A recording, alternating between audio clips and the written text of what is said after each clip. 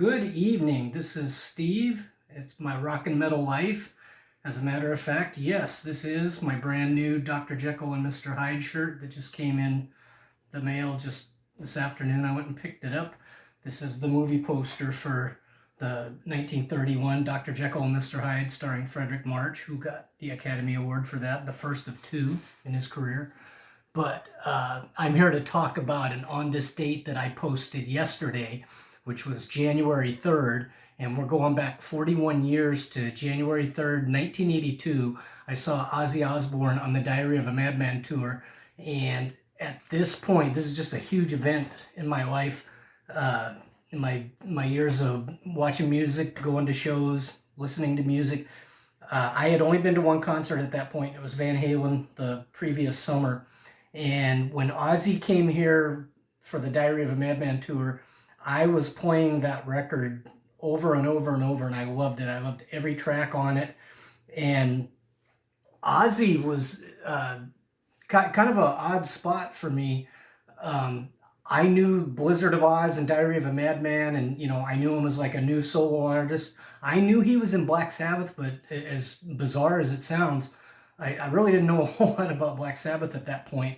And I know after this show, I'm not sure how soon it was, but I remember in the winter time, I remember having my big heavy jacket on, walking to and from school, and I had a Sony Walkman in my pocket. And I remember listening to We Sold Our Soul for Rock and Roll, which was a compilation of the Ozzy years. And it was not too much after this concert. I know I decided to get into Black Sabbath, and that We Sold Our Soul compilation was so comprehensive that it kind of kept me from buying the records. Which, I didn't do that until many years later because there's so many good songs, and it just, like a true greatest hits that's done well. It sounds like they never made a bad song. But at this point, when I went to this show, my second concert, I was immersed in Ozzy, and I was thinking about this just the other day. I got into hard rock and heavy metal like in 1979, somewhere in there where I was in 8th grade. And by this time, the winter of, 1981 just became 82, and I was a junior in high school. And, by this time, I feel like, I've got these bands that are mine. I'm not playing catch up and learning the Led Zeppelin catalog or the, Aerosmith or, Steve Miller Band or whomever. And I've got these groups of bands that I feel like they're mine. Van Halen, I'm all in on these guys. Can't wait for the new record. The new record comes out, I get it immediately. That's where I was with Ozzy Osbourne, and it's weird to have the detachment from Black Sabbath, but that's how I felt. I was really attached to Ozzy, and whatever he was doing, I was all on board with it. He was right there with Van Halen, Triumph, the Cars. Unlike Judas Priest, unlike Scorpions, I didn't look at him as a legacy act that it's coming out with great stuff like Here and Now. For me, I kind of felt like Ozzy was like a clean slate. He started with Blizzard of Oz, which isn't, that's not entirely accurate, but that's how I felt at the time. So to go see him was just, dream come true already. And they played with a band, we're supposed to play with a band called the Starfighters, and set list says UFO was there. And God, I don't remember. There's a lot of things I don't remember, but I just can't imagine UFO played that night and I don't remember them. And it's possible too that maybe UFO was on the tour and they didn't do the Fresno show. I have no idea. My recollection is after sitting on the side at the Van Halen show, I wanted to be down there, on the GA4. Anything goes. If you can make it to the front, you're in the front. It doesn't matter when you bought your ticket. It doesn't even matter what time you got to the arena if you can push your way up there. So anyway, I don't remember who I went with on this show. There was a group of us, but I know we made our way to the front, and the time dragged on because the opening band couldn't play. And I didn't know who the Starfighters were. They had a song on the radio, and to this day I still don't know what it was. But we waited and waited and waited and waited, and it was my first concert doing this. And time went on, and it's really hot down there, even though it's in the middle of the winter. Everybody's jam packed. Everybody's pushing back forth. You got all this body heat and everything, and there was such a long delay for the Starfighters. At some point, somebody in our group, I don't know whose idea it was, but we went up on the side and we sat, kind of in the same seats we have for Van Halen, but on the opposite side. It was real close to the stage, just, I don't know, 20 rows up, something like that. And this is a small arena of, maybe 5,000 to 6,000 seats, I think. But of course, with the floor all filled with people, it goes much higher than that. But, the seats are all right there, real small venue. And I do remember we were still down on the floor when, everybody's like, what's going on? When's this opening band going to play? And I remember, like a group of people comes out, like out to the stage, and they're leading this guy. I want to say it was the drummer, and they sat him down at the drum kit. I believe this is how this went, but somebody was brought out there and basically demonstrated that they weren't fit to play. And that's why I think it was the drummer. They set him down there, and he like dropped his sticks and keeled over or whatever. And so then time went by, and then the singer came out, and he yelled. He said to the crowd, "Hey, gotta apologize. We can't play. We're not ready." Something to that effect. And people booed and threw stuff at him, and he left the stage. Okay, so now it's going to be Ozzy Osbourne, and how long is that going to take? Well, you can see, the big castle facade that he had on that tour.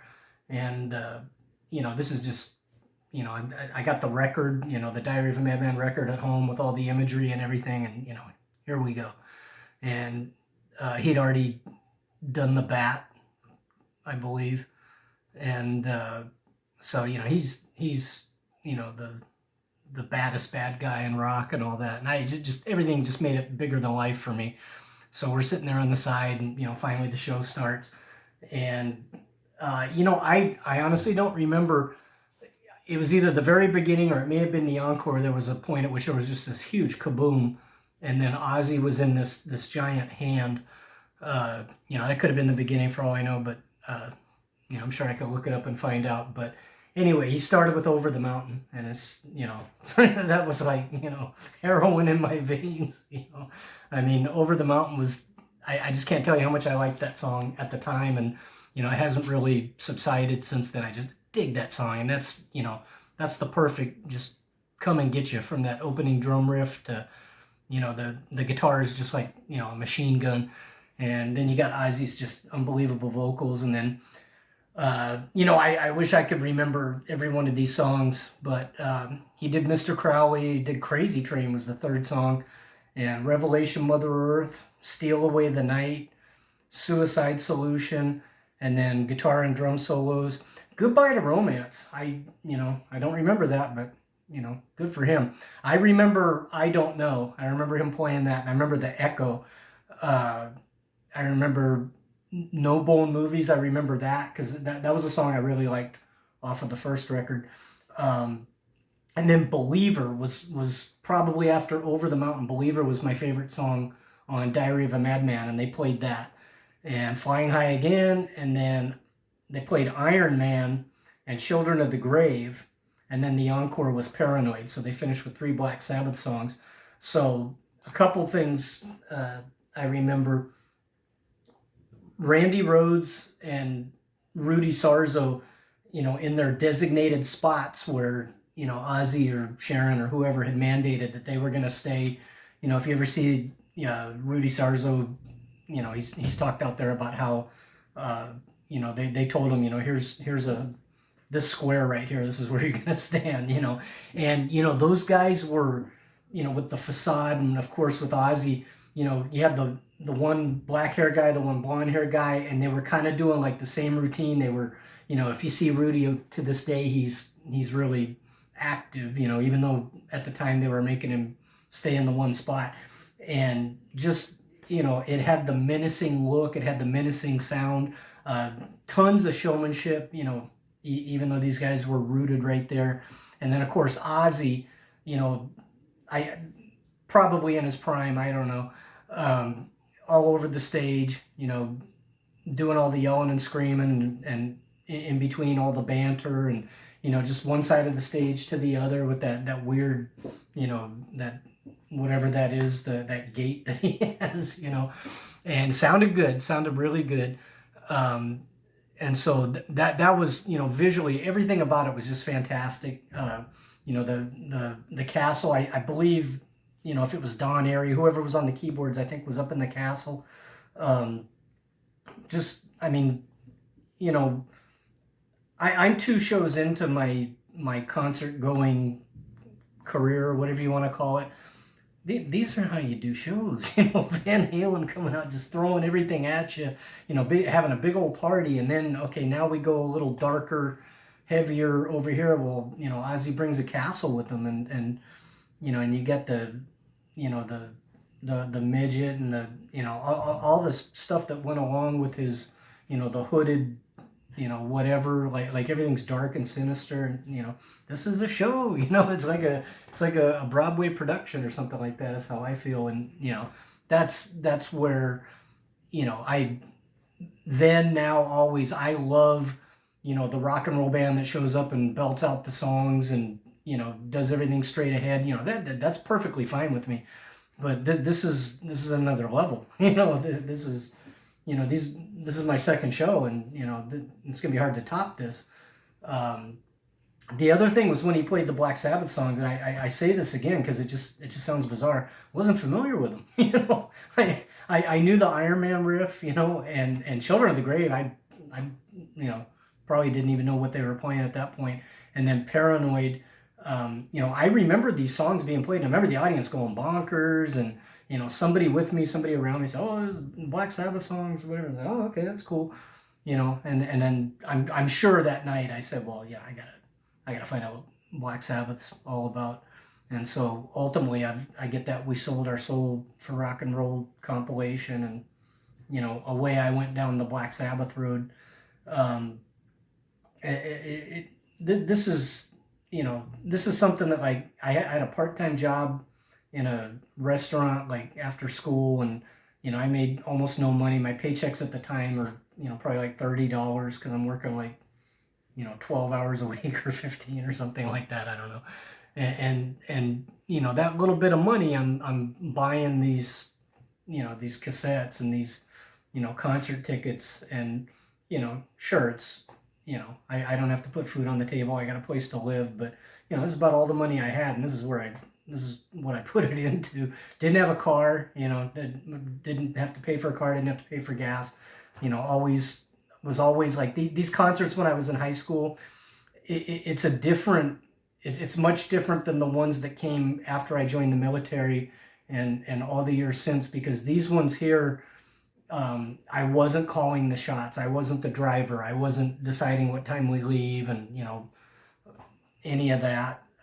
So it's a little bit different. I kind of feel like, these made a huge impression on me, but things have been much different ever since I got out of high school and had my own car, and I planned when I was gonna go and who I was gonna go with, and like I've said before, I've been to concerts by myself. Just nobody wanted to go, but I'm not gonna miss. I remember David Lee Roth and Cinderella in San Diego. Nobody wanted to go, and I went, by myself. Which, is that weird? I don't know. I've heard that question asked on Twitter, and if it is weird, I did it.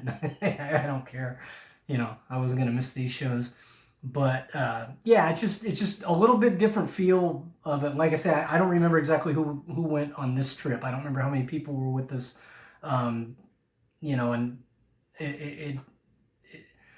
for me, the way I've been doing shows all these years, I get there crazy early because I just want to be in the environment. I want to see as many shirts, that other people are wearing, and, whoever's around us. You know, I'm ready to talk to whoever. You know, back then this was just like it's just a little different feeling. I'm not saying worse. It's just a little different. I just felt like I was, you know, I was being taken to these things, and you know, and I observed whatever, and you know, now I don't know, like if I had seats, you know, up high or something like that, I would move around, or I would, you know, I would make all the decisions. You know, I would decide we're gonna stop on the way home, stuff like that. So it's just a little different. It's just like the infancy of, you know, what's become whatever it is. Like it's over 200 concerts I've been to, probably 250, you know, somewhere around there. But you know, hey, I got to see, you know, I think I went to 9 concerts before, you know, while I was in high school, before I joined the military, and this was the second one. And you know, like I say, off to a really good start. Van Halen on Fair Warning, Ozzy on Diary of a Madman, and then my next concert was a couple months later. I think it was in May, and it was Joan Jett, who had just come from out of nowhere, you know, so to speak, and she had the #1 record with I Love Rock and Roll, and that was in a like maybe a 1,000-seat theater, also here in Fresno. So I had the 2 big arena shows, which, you know, not that big of an arena, but it was the biggest thing we had back then here in town. And then the next one was, you know, Joan Jett doing the straight ahead stuff, and she had a lot of momentum and everything, you know, because the record was so popular, and I Love Rock and Roll was a revelation, and that was a lively crowd and everything. So I'm making my way, you know, I got the arena show, I got, you know, the theater show, and then on we went. The next one after Joan Jett was Van Halen again, back at the same arena. So, you know, I'm getting to see my people that I really like, and you know, sometimes it's kind of like by hook or by crook, because I need a ride. You know, I gotta make the money on my job where I make almost no money. You know, somebody with the ride's got to want to go, and you know, that's rite of passage, or whatever you want to call it. You know, and then we, you know, because I remember I had shows where I had to decide. We got 2 shows coming up within a couple of weeks here. Do I go to this one or go to that one? Can't do both. You know, well, when I was in the military, to hell with that. I went, you know, I went to whoever I wanted to, whenever, by myself, like I said, if I had to. So anyway, 41 years ago, yesterday, the Oz, the Prince of Darkness, probably at the top of his game as a solo artist, I don't know, had Randy Rhoads. Just a couple months later, Randy passed, which was a shocker for everybody. And you know, you don't know that on this night when I go to this concert. Obviously, there's no way to know that, but I do remember. You know, I remember thinking, hey, I saw Edward Van Halen in the last show. I'm seeing Randy Rhoads right now. You know, this is what concerts are supposed to be. You know, that's how I felt. So anyway, good show. Glad I did it. You know, got good memories. Wish I had more memories. You know, as the years go by, you know, it all seems kind of like a flash. But yeah, great show.